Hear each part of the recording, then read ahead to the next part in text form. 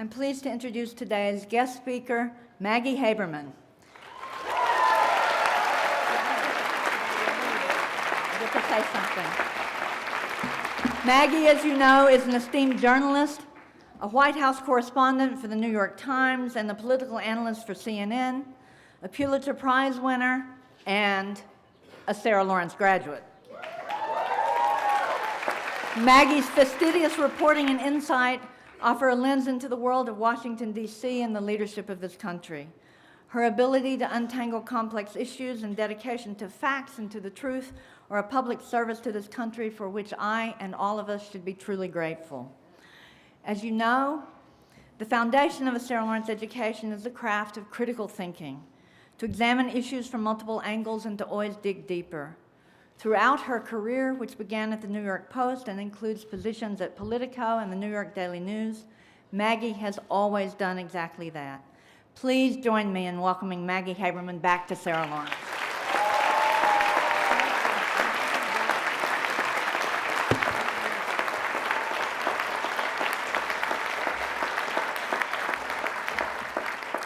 Thank you. This looks very different from up here. Thank you for having me back, and thank you, President Judd.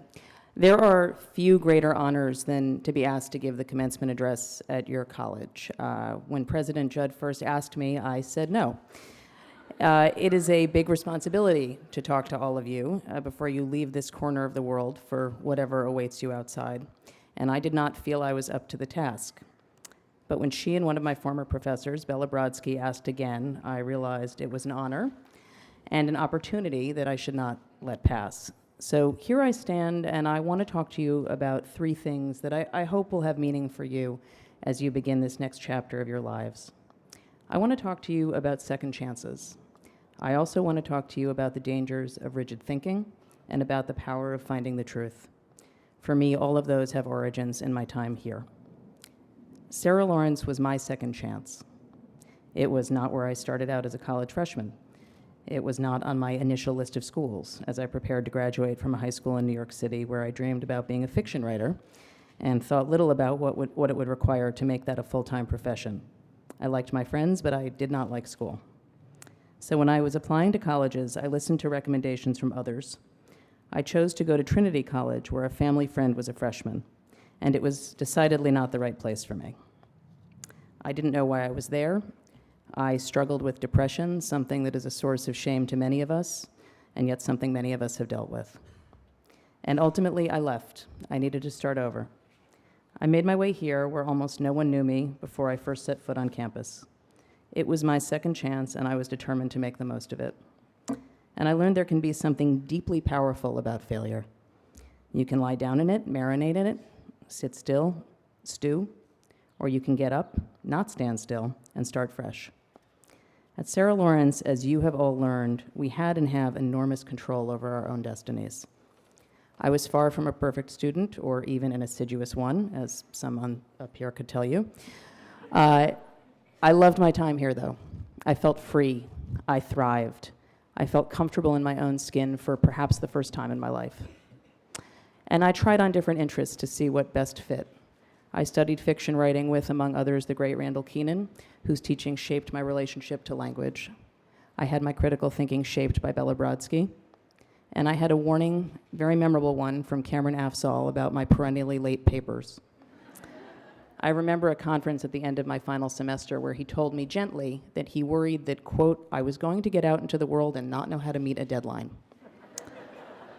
I will come back to that later. When I left here, it was jarring to me that the rest of the world was not like Sarah Lawrence.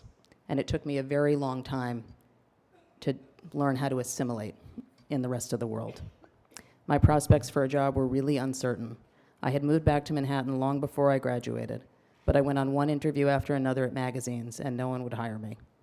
I ended up taking a job as a clerk at the New York Post in August 1996. I distinctly remember complaining about the work on the first day. It was shuttling papers back and forth from one desk to another, fetching coffee, sorting mail. It was not what I went to college to do, I told myself and several others who I complained to. But I stayed. I didn't have much choice since my career prospects were dim, and I watched. I learned. By the end of the week, I had fallen in love with the place, with the rhythms of the newsroom, with the frenetic energy that bounced off the city desk editors, visible like wavy lines on asphalt on a hot day. And once a week, still a clerk, a door opened. I was sent out into the city as a general assignment reporter. I was born and raised in New York, but as a reporter in training for a tabloid, I experienced it in a way I never had before. I went to parts of the city I had never seen, I talked to people I had never encountered, and it was sometimes painful and scary and uncomfortable. I spoke to a man on the floor of a hospital that I had sneaked into, who had just lost his pregnant wife and one of his children. I unfortunately reached the roommate of a subway pushing victim before the police did. I delivered the news of her friend's death. I talked to the wife of a bus driver who had skidded off a highway on a holiday night during a drive to Atlantic City, leaving several people dead. On the advice of a skilled general assignment reporter, I would scan the eyes of bystanders crowded around a crime scene, looking for the signs of a witness to the event. And after practicing each day to learn how to write a news story, I also learned how to meet a deadline. So thank you, Professor Afzal. Since the pay was quite small as a clerk, I was also bartending in order to pay my rent. Almost everything bad and everything good I have learned about human behavior and how to read people has come from two places, the newsroom and the bar. My years bartending were excellent training for becoming a reporter. It taught me about dealing with people. I read somewhere recently that someone had described the skill of a bartender as being able to make conversation, and when that runs thin, ask a lot of questions of the person in front of them. So I learned to ask questions even when it seemed like I had run out of ideas. I spent 6 years at the New York Post, eventually becoming a full-time reporter in 1998. I met and later married my husband, Daria Gregorian, while I worked there. I took another chance in October 2002, leaving the Post for the New York Daily News, which was perceived as a step up at the time. It was not the right place for me, and I knew it fairly quickly, although I stayed there for nearly 4 years. By 2006, I realized I could make a choice: stay in a place where I wasn't happy or move on. And I decided I wanted to go where I could be happier. So I went back to the Post, and I had a terrific 4 more years there. It was, in its way, another second chance. I even had the benefit of working with another Sarah Lawrence alum, Jeremy Olshan, also class of '96. I believed the move would be viewed negatively by people in the news business, and that there was a chance I would spend the rest of my career at the Post. And I knew this was a risk, and I was fine with it. As it turned out, that was not an ending for me. An opportunity to work at Politico, a Washington-based website, came in 2010 when I was unexpectedly pregnant with my 3rd child. I was scared to make the leap from local news to national, but I jumped. And it was a real risk. Politico was only a few years old. By then I had 2 children, another on the way, and I was struggling to make good use of what I knew from local reporting and to adjust my aperture to a broader national political stage. The type of so-called palace intrigue stories that Politico excels at were something I had to learn how to do. It was a very hard first year. However, in 2011, I found that my time at the tabloids had been invaluable because I knew the advisors who were helping plan a possible campaign for Donald Trump. Trump had been a permanent fixture at the New York tabloids, especially on its gossip pages. He was invariably the, quote, source close to Donald Trump, unquote, speaking to the New York Post about his personal life or who was coming and going at Trump Tower. Since I knew the characters, I had the ability to navigate the often disorienting world of Donald Trump, where there are always at least 2 factions at war with each other, and where facts are treated as if they're malleable. I had an experience early on that year that was a reminder of both of those things. In February 2011, I spoke to Roger Stone, whose name some of you might have heard recently, Trump's longest-serving political advisor, about what a Trump presidential campaign would look like. Now, I knew from other people who I was in touch with from my reporting that Stone was talking to Trump and that he was physically in these meetings. So at my editor's urging, I did an interview with Stone. He talked at length about what a Donald Trump campaign could look like, although he made clear that he was not formally working for Trump, something we said in the story. The story, however, ran with a very large picture of Stone, not a large picture of Trump. The next day, I received a statement from Trump's office saying that Stone wasn't advising him. I had barely finished reading the email when my phone rang, with Trump's assistant on the other end asking me to hold for him. He got on the phone and informed me, Roger Stone doesn't speak for me. It was surreal. On the one hand, I knew from my reporting that Stone was involved in this effort. And on the other, I had the would-be candidate telling me it wasn't true. As I said, it was an early window into the sensation that has become familiar for journalists seeking to cover reality during the Trump presidency. Trump, of course, did not run that year. During sweeps week for The Apprentice, he announced that he would not begin a real campaign. But he did 4 years later. By then, I had been approached by an editor named Carolyn Ryan, who first oversaw New York political coverage at the New York Times and then national political coverage. She had seen something in me that I had never seen in myself, which was an ability to succeed at the best news gathering organization in the world. When the election was winding down in 2016, I wasn't sure what was going to be next for me. I assumed I was going to cover the midterm elections for 2018. Instead, I have been a White House reporter for the last 2.5 years, working primarily out of New York. It's an unusual setup. But in its way, it was my second chance at capturing Trump's relationship with the country. My ability to report the kind of palace intrigue stories that are a staple of Politico has turned out to be useful in a White House where knowing who has the president's ear at any given moment reveals a great deal about how policy debates are shaped and won. I have learned that skills can be used in different settings and that the way you go about your job might change. Abilities that seemed somewhat frivolous can prove to be incredibly significant depending on your setting. Throughout the presidential race, many of us wrote that Trump would almost certainly not win, especially those of us from New York City who knew him in media as a C-list real estate broker whose past was littered with casino bankruptcies and personal failures. What we did not realize was that most of the country knew him from The Apprentice, where he played the character of a successful businessman who gleefully fired people. I periodically thought that year that he had a shot at winning the presidency, but I never let it sustain. And many of us were too rigid in our thinking. The idea that he could win ran counter to what people thought they knew about politics, including myself.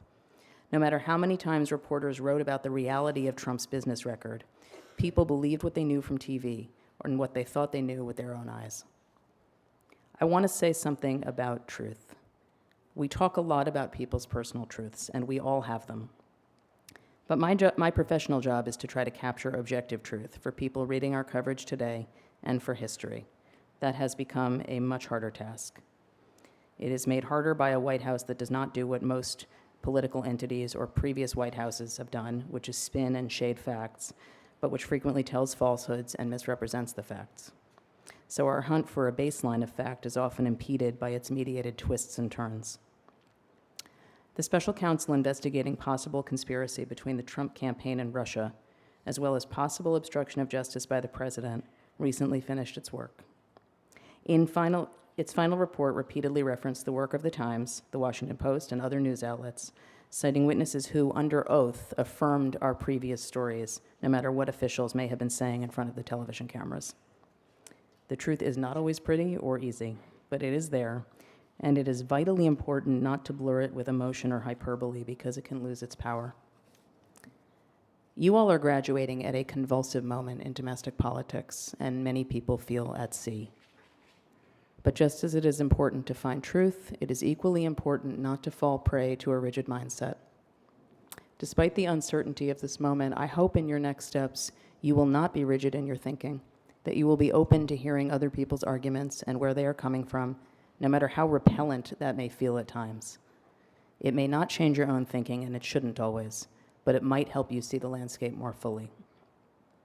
My time at Sarah Lawrence helped me understand the importance of patience, of assuming good faith in others, and of finding the truth. Some of the challenges are still the same. In an ever faster news cycle, I'm now struggling to meet not just one, but as many as 6 deadlines a day. My experimenting with different classes at Sarah Lawrence taught me what I was good at and what appealed to me most, like trying on different beat assignments at a newspaper, or trying on newspaper writing in the first place. And I've learned that some of my skills, as I said, have become relevant in a new way over time.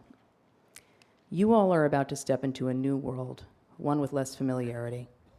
You may have secured the job that you've dreamed about for years, or you may be stepping into something temporary until you figure out what's next. You may find yourself questioning whether your choices are the right ones. You may wonder if the path that you've chosen is the right one. What I hope you will remember always is that your path will not be linear, that mistakes can be undone, that opportunities are often masked as failures, and that second chances do exist. My deep congratulations to the class of 2019.